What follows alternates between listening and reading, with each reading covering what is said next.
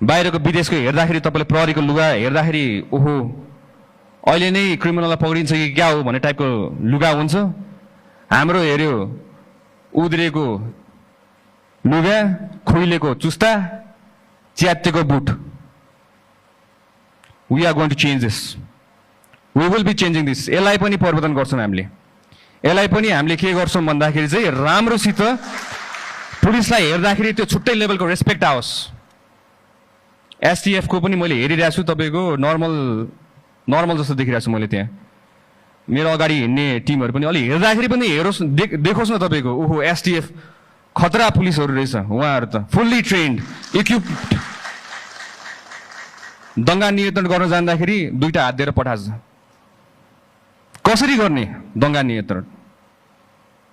तर दुईटा हातले आन्दोलन रोक्न सकिँदैन हजुर।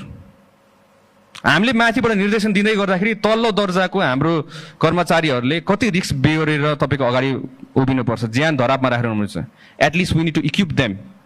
तपाईँको त्यही अनुसारको शिल्ड, त्यही अनुसारको बुट, त्यही अनुसारको कम्युनिकेसन च्यानल्सहरू, इक्विपमेन्ट, गियर्स, ड्रोनको थ्रुबाट तपाईँको असुर ग्यासहरू हाम्रो फाल्न मिलिहाल्छ। त्यही अनुसारमा अनाउन्समेन्ट गर्न मिलिहाल्छ। This is called modern policing. So will be modernizing police in Nepal from now on. अबदेखि हामीले आफ्नो सङ्गठनलाई नयाँ मोडर्न पुलिसिङ भनेर हामीले गर्छौँ, जसमा हामीले प्रविधि, स्रोत साधन सबैको युज गरेर हामीले त्यही अनुसारमा फुल फेजमा ट्रेनिङ दिएर हामीले बल्ल हामीले अगाडि बढाउँछौँ। Without any shield no police is going to go to handle a riot.